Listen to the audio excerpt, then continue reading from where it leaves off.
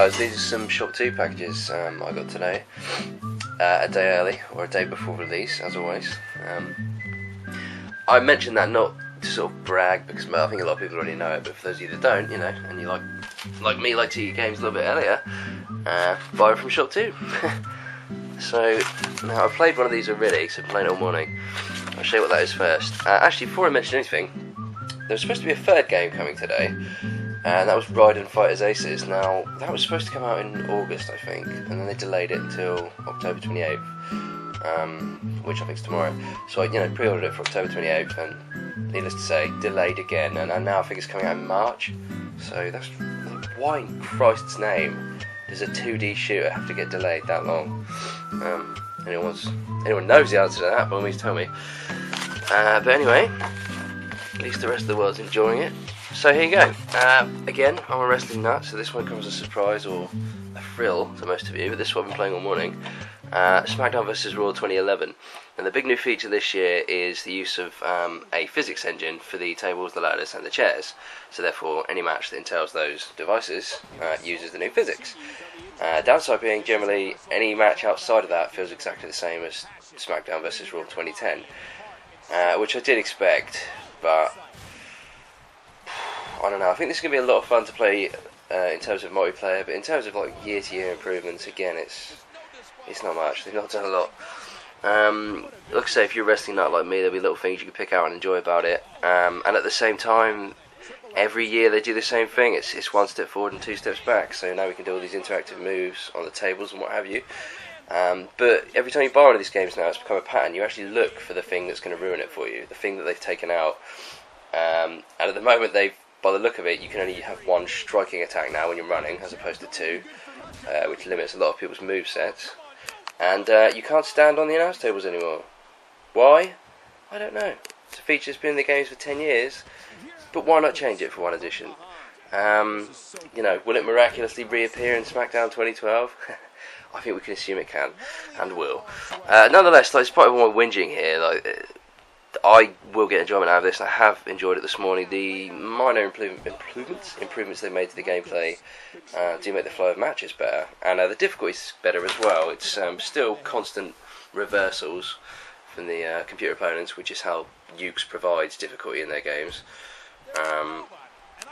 as opposed to sort of just more aggressive AI. But yeah, like I say, in spite of all this down talk, I'm looking forward to playing more of it. I really enjoy playing it. But just recommending it to you guys as a £40 retail product, not so easy to do. And on that topic, we'll move on to our next game, and that is Deadly Premonition, baby. This game is a really sort of low-budget Twin Peaks tribute-style game. In fact, originally when this was in development, it was so similar to Twin Peaks that I believe they had to effectively unpeaks it and take out a lot of things and change a lot of things to make it less like Twin Peaks. And I love Twin Peaks, so I'm kind of bummed about that, but from what I hear, it's still absolutely loaded with references and similarities, and I can't wait to play it for that reason. Really goofy, really low budget, don't expect insanely polished gameplay. I mean, if you've heard about this, you kind of know what to expect. Very rough around the edges. It looks like a PS2 game actually, if we just sort of look at the screenshots. But I like survival horror, love Twin Peaks. In fact, I love survival horror. So this is the ultimate concoction for me. It is a budget game. You don't pay full price for this. I think I got it for $14.99. Might have been 20 quid. I can't quite remember. Even the artwork's kind of budget. But one of the funny things about it is, you see, it's got a 10 out of 10 rating there from Destructoid.com. Now this game has been getting anywhere between 3 and 6 out of 10. Destructoid was sort of taking the piss and gave it a 10 out of 10, and the developers actually put that on the box, which I think is fucking awesome. But yeah, so that's Deadly Premonition. So yeah, I am pleased with these pickups. I can't wait to play Deadly Premonition. Like I say, I will get a lot of enjoyment out of SmackDown, but I like to give people sort of an unbiased opinion. I mean, if I give you my opinion of that, is, oh wow, the physics are immense, I'm really going to enjoy them, I can't wait to play it, can't wait to do this. The WWE Universe mode is fantastic, the roster's massive, it's much improved, you can edit the superstars in a better way, but that's the sort of my overly positive, big fan of wrestling games and wrestling in general approach. But the reality is, it's not a massive step forward from last year's game, and therefore it's not a brilliant game.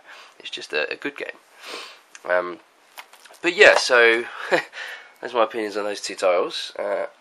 This is probably going to be my last pickups video for a little while, although it might get uploaded before some others. But you know, chronologically, as it actually happened, this will be the last one. Because, like I say, I've cut down on spending lately. These are the only two games I've actually picked up in the month of which I forget the name, October.